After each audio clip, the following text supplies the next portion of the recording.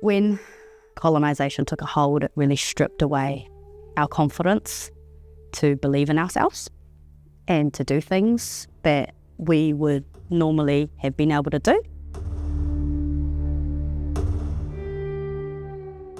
I think that we're in a really hopeful place, and the work that was done by our parents, our grandparents, even their parents, has not gone to waste.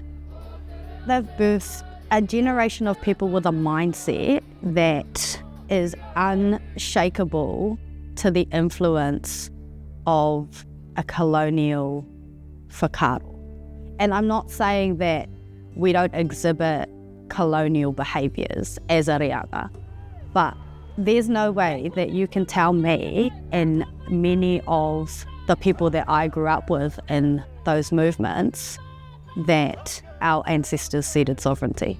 We didn't even know that there was an English version of the treaty until I think after intermediate. My grandparents who couldn't speak te reo, I'm not sure that they would have ever been able to fathom that they would have great-grandchildren who don't speak English yet. That for them would have just been a pipe dream.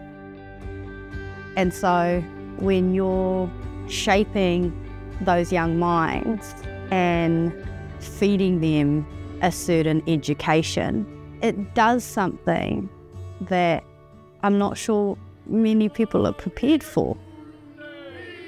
It's cliche, but I think some of us really are our ancestors' wildest dreams.